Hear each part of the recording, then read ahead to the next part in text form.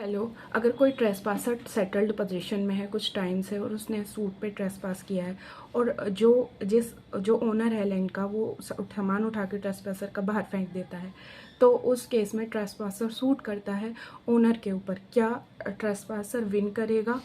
If your answer is no, तो आप काफ़ी मार्क्स लूज़ कर सकते हैं जुडिशल सर्विसेज एग्जामिनेशन में, क्योंकि ये क्वेश्चन काफ़ी बार पूछा गया है। और and the answer is yes.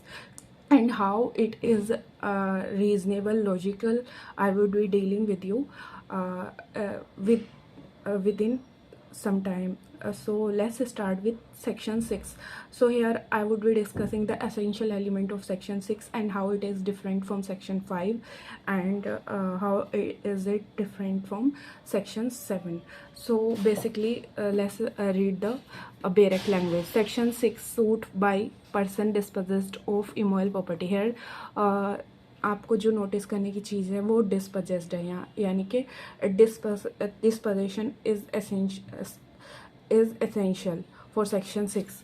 If any person is dispossessed, कोई पर्सन डिस्पोजेस हो गया है विदाउट हिज कंसेंट, और वो उसकी कंसेंट के बिना होना चाहिए। यानी कि मेरा सामान मैं खुद बाहर फेंकवा रही हूँ या मैंने उठा के खुद बाहर निकाल दिया और मैं डिस्पोजेशन कहाँ पे सूट करूँ? No, it should be without my consent of immovable property. Basically the word is important here is immoral property. Why I am highlighting immoral property here? Because section 7 deals with movable property, whereas section 6 deals with immovable.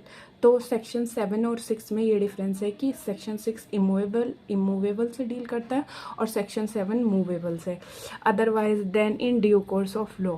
तो basically यहाँ पे इस line का मतलब यह है कि अगर कोई पर्सन डिस्पोजेस कर दिया गया है उसकी बिना कंसेंट के इमोरल प्रॉपर्टी से, और वो otherwise then in due course of law हुआ है, लाइक इन BNSS या CRPC में एज़ पर लॉ DM ने या फिर किसी पर्टिकुलर अथॉरिटी ने या किसी भी वजह से अगर या फिर कोर्ट ने डिस्पोजेस कराया है as per due process of law हुआ है, तो आपको सेक्शन 6 की रेमेडी नहीं मिलेगी। लेकिन अगर वो ड्यू प्रोसेस ऑफ लॉ नहीं हुआ है, फिर चाहे आप उस प्रॉपर्टी में इलीगली रह रहे थे या लीगली रह रहे थे, लेकिन आपका डिस्पोजेशन कैसे हुआ है वो एज़ पर लॉ नहीं हुआ है, due process of law follow नहीं किया गया है और आपको डिस्पोजेस कर दिया गया है, then in that case section 6 की remedy would be available. Why? Because purpose ये है कि सेक्शन 6 जो है वो ये कहता है कि आपको due process of law follow करना है. कोई भी person, nobody could should be condemned unheard. Like कोई भी पर्सन की वो ट्रेसपासर था या नहीं था, टीनेंसी एक्सपायर हो गई थी या नहीं हुई थी, एक्सपायर हो गई थी तो वो क्यों कंटिन्यू कर रहा है, इन सारे पॉइंट्स पे सुने बिना उसको डिस्पोजेस नहीं किया जा सकता. अगर आपको डिस्पोजेस करना है ट्रेसपासर को या टीनेंट को, तो आपको due process of law follow करना पड़ेगा. आपको कोर्ट में सूट फाइल करना पड़ेगा. आप गुंडे बुलवा के सामान बाहर फिकवा के you can take law in your own hand. अब आगे बढ़ते हैं. ही और any person through whom he has been in possession of or any person claiming through him may. So this is basically added by 2018 amendment. So this has widened the scope कि कौन कौन file कर सकता है. तो कौन कौन file कर सकता है? ही और एनी पर्सन, यानी जो ही जिसको डिस्पोजेस किया गया है वो पर्सन, और एनी पर्सन, कौन सा वो person? Through whom he has been in position, जिसके थ्रू वो पर्सन पोजीशन में था, जैसे कि सब टीनेंट या सब टीनेंट के लीगल एयर्स या फिर कोई भी पर्सन कंस्ट्रक्टिव पोजीशन में था. और any person claiming through him में, यानी कि जो उसके LRs वगैरह हैं जिसको डिस्पोजेस किया गया है वो भी. सो बेसिकली अगर कोई पर्सन किसी प्रॉपर्टी में सब टीनेंट है और उसको डिस्पोजेस किया जा चुका है, तो यहाँ पर जो जिसके थ्रू वो पर्सन पोजीशन में आया वो भी कर सकता है, मतलब जो ओरिजिनल टीनेंट है वो भी सूट फाइल कर सकता है. और अगर किसी थर्ड पर्सन ने उसको डिस्पोजेस किया है और प्रॉपर्टी का जो ओनर है वो कंस्ट्रक्टिव पोजीशन में है प्रॉपर्टी के, वो भी सूट फाइल कर सकता है. या फिर कोई LR है सब टीनेंट ओपिनियन के वो भी सूट फाइल कर सकते हैं। अब आगे बढ़ते हैं। By suit recover position thereof, और वो उसकी पोजीशन रिकवर कर सकते हैं। Notwithstanding any other title that may be set up in such suit. तो इसमें बेसिकली कोई भी person irrespective that person having a very good title और whatever he may be the owner but he can't prove his title under section 6। जब section 6 की proceeding चल रही होंगी तो कोई भी पर्सन अपना टाइटल रेज नहीं कर सकता, चाहे उसके पास कितना भी अच्छा टाइटल क्यों ना हो। क्यों? क्योंकि जो पर्पस है सेक्शन 6 का वो स्पीडी रेमेडी है, समरी रेमेडी है, इमीडिएट रेमेडी है कि आपको जल्दी से जल्दी पोजीशन जो है वो रिस्टोर करवानी है। क्योंकि otherwise also there are so many provisions for where you can prove your title and claim the possession, like section 5 is there, like section 6 जो है वो स्पेसिफिकली आपकी सेटल्ड पोजीशन जो है उसको इमीडिएटली रिस्टोर करने के पर्पज से आई है कि आप सफ़र ना करें। और सेटल्ड पोजीशन होना ज़रूरी है। और जब सेटल्ड पोजीशन आप प्रूव कर दें उसके बाद चाहे किसी भी पर्सन का कितना भी अच्छा टाइटल हो, वो पर्सन अपना टाइटल प्रूव नहीं कर सकता। और जो पर्सन सेटल्ड पोजीशन प्रूव करेगा तो उसको क्या प्रूव करना पड़ेगा? उसको प्रूव करना पड़ेगा कि ये existed for a sufficient long period of time and it has been acquired by the true owner and this was held by apex court recently in the judgment of Poonam Ram versus Motiram. तो क्या है कि आपका एक सफिशिएंट पीरियड सेटल पोजीशन के लिए, आपका एक सफिशिएंट पीरियड टाइम, एक पर्टिकुलर पीरियड के लिए जिसको डिस्पोजेस किया गया है वो रहा है, वो उसका उस पर्टिकुलर प्लेस पे और ओनर ने उसको एक्वायर्स भी कर दिया है। तो हर एक केस में कि सेटल्ड पोजीशन था या नहीं था, कोई पर्टिकुलर ड्यूरेशन नहीं है उसमें। हर एक केस में स्पेसिफिकली हर एक सूट में स्पेसिफिकली सर्कमस्टांसेस और फैक्ट्स देखे जाएंगे कि सेटल पोजीशन था या नहीं था। तो सेटल पोजीशन के लिए दो रिक्वायरमेंट होती है, एक तो एनिमस और एक कॉर्पस। मतलब एक तो उसकी इंटेंशन होनी चाहिए to possess that particular property, जिस प्रॉपर्टी में वो रह रहा है, और वो एक्चुअली उस प्रॉपर्टी को पजेस भी करना चाहिए। तो एनिमस भी होनी चाहिए और कॉर्पस भी होनी चाहिए। अब यहाँ पे आपका क्वेश्चन होगा कि why the owner can't prove his title. तो owner can't prove his title, उसका मैंने बता दिया क्योंकि ये एक स्पीडी रेमेडी है और ऐसा नहीं है कि ये जजमेंट फाइनल हो जाता है। जब ये अगर कोर्ट जो है उस पर्सन के जिसको डिस्पोजेस किया गया है उसके फेवर में सूट डिक्री कर देता है और उसको कहता है कि आपकी सेटल पोजीशन थी, आप जाके वापस घर में रह सकते हैं, इट डजंट मीन कि जिसका बेटर टाइटल है वो प्रूव करके कोर्ट में अपनी प्रॉपर्टी की पोजीशन वापस नहीं ले सकता। बट सेक्शन 6 का सूट नहीं फाइल करेगा वो, rather he would file the suit under section 5 read with article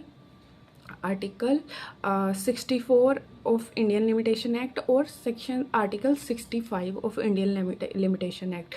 There he would prove his title and जो ये section 6 clause 4 में दिया गया है कि ये जो डिक्री होगी, nothing in this section shall bar any person suing to establish his title to the property and to recover the possession thereof। तो ये conditional डिक्री होगी। सेक्शन 6 खुद ही कह रहा है कि ये बार नहीं करता है किसी भी पर्सन को उसका टाइटल प्रूव करके प्रॉपर्टी रिकवर करने के लिए। और यहाँ पे जो है रेस जुडिकेटा का बार भी नहीं लगेगा। क्यों? क्योंकि जो title matter in issue different हो जाएगा, क्योंकि जो सेक्शन 5 में होगा वो टाइटल ओनरशिप रहा होगा जो एक्चुअल ओनर है उसका, लेकिन यहाँ पे सेक्शन 6 में वो ओनरशिप प्रूव ही नहीं कर सकता। तो मैटर इन इशू भी वो जो जैसे उसके पास ओनरशिप आई होगी वो होगा सेक्शन 5 में, जबकि सेक्शन 6 में वो ये मैटर इन इशू प्रूव ही नहीं कर सकता। तो it would not be barred by res judicata. और सेकंड थिंग, जब आपको सूट फाइल करना है तो आप सेक्शन 6 में सूट आपको विद इन 6 मंथ फाइल करना पड़ेगा, आप डिले नहीं कर सकते। जबकि सेक्शन 5 में जब आप read with article 64 and 65 of limitation act करते हैं तो the limitation period is 12 year और एक और बात, जो सेक्शन 6 का सूट है वो गवर्नमेंट के अगेंस्ट फाइल नहीं किया। इसके अलावा जो है सेक्शन 6 का सूट कोई भी फाइल कर सकता है। लॉफुली जो टेनेंट किसी प्रॉपर्टी में रह रहे हैं, मैं लॉफुली किसी लैंडलॉर्ड के पास रह रही हूँ और लैंडलॉर्ड मेरा सामान उठा के फेंक देता है before expiry of the contract, तो भी मैं सूट सेक्शन 6 में फ़ाइल करके अपनी immediately as soon as possible अपनी पोजीशन रिस्टोर करा सकती हूँ। और अगर उसने मेरी टेनेंसी एक्सपायर हो गई, उसने सामान फेंक दिया, तो भी मैं रिस्टोर करा सकती हूँ। तो बेसिकली लॉफुल टेनेंट भी फाइल कर सकता है। कोई भी पर्सन किसी भी तरह से सेटल्ड पोजीशन में है तो वो सूट फाइल कर सकता है, चाहे वो ट्रेसपासर हो या फिर वो टेनेंट बाय होल्डिंग ओवर हो या वो टेनेंट एट सफरेंस हो या फिर वो कुछ और वजह से सेटल्ड पोजीशन में हो। तो और हाँ, इसमें जो सब सेक्शन 3 है वो ये कहता है कि अपील नहीं लाई करेगी सेक्शन 6 के डिक्री के against. Why? Because this is the speedy remedy. आपको अपील नहीं करनी है, आप रिव्यू नहीं फाइल कर सकते। आपको अगर फाइल करना है तो आप सेपरेट सूट फाइल करिए under section 5 read with article 64 और 65।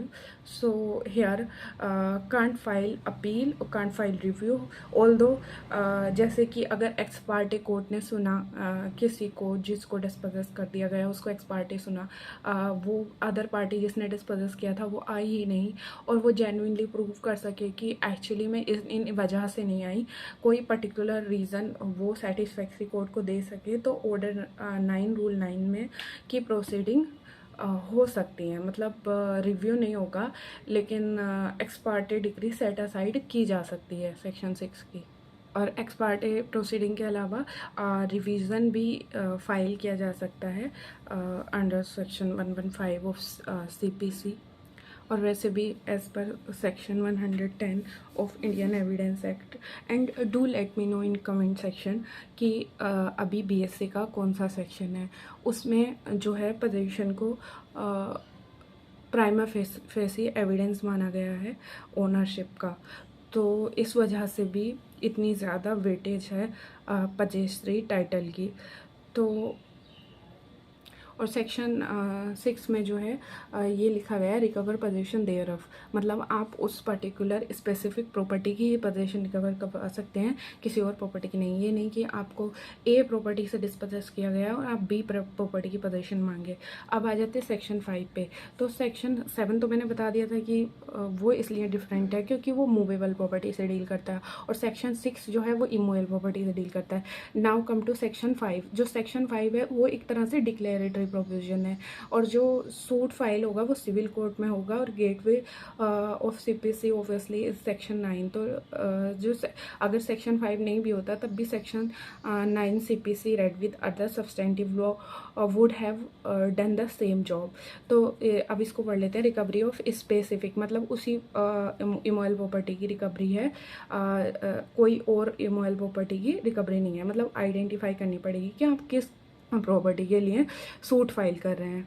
अब पर्सन एंटाइटल्ड टू पोजीशन, मतलब आपको डिस्पोजेस करा हो नहीं करा हो इर्रेस्पेक्टिव, इससे कोई फ़र्क नहीं पड़ता, लेकिन आप उस प्रॉपर्टी के लिए एंटाइटल्ड हैं, उस प्रॉपर्टी की पोजीशन के लिए ऑफ स्पेसिफिक मूवेबल प्रॉपर्टी में recover in the manner provided by the code of civil procedure. तो आप जो CPC में प्रोवाइडेड है उसके अकॉर्डिंग उस प्रॉपर्टी को रिकवर कर सकते हैं। अब यहाँ पे एंटाइटल्ड मतलब जो पर्सन के पास टाइटल है, चाहे वो टाइटल ओनरशिप का हो या पोजेसरी टाइटल हो, लाइक टेनेंट है, ड्यूरिंग कंटिन्यूएशन ऑफ टेनेंसी है, लीगली एंटाइटल्ड है, तो वो सूट सेक्शन 5 में फाइल कर सकता है, या फिर कोई ओनर है वो भी फाइल कर सकता है रेड विद आर्टिकल 64 एंड 65। तो बेसिकली जो यहाँ पे 64 जो यहाँ पे जो सेक्शन 5 है वो यहाँ पे ऐसे डिफरेंट है कि सेक्शन 6 में डिस्पोजिशन होना ज़रूरी है और सेक्शन 5 में डिस्पोजिशन होना ज़रूरी नहीं है। और जो सेक्शन 6 है वो बहुत फास्ट स्पीडी रेमेडी है, फास्टेस्ट रेमेडी है, जबकि सेक्शन 5 जो है वो स्लो चलेगा क्योंकि आप टाइटल प्रूव करेंगे, एविडेंसेस लाएंगे, तो एक लेंदी प्रोसेस हो जाएगा। इसीलिए कई बार जिनके पास टाइटल भी होता है लेकिन अगर वो उनको डिस्पोजेस भी किया जाता है तो they prefer to file suit under section 6 6। लेकिन अगर आपको डिस्पोजेस नहीं किया गया है और आपका टाइटल है आपके पास उस प्रॉपर्टी का, तो आप सेक्शन 5 में सूट फाइल कर सकते हैं, रेड विथ आर्टिकल 65 एंड 60 और 64, इधर कोई सा एक आर्टिकल लगाया जा सकता है। और if there is any question, please do let me know in the comment section below. I would be answering your question, and do subscribe the channel so you don't miss the important topics which are relevant for judiciary. I would be explaining in comprehensive manner. Apart from that, I would be dealing the case laws, recent judgments, and landmark judgments.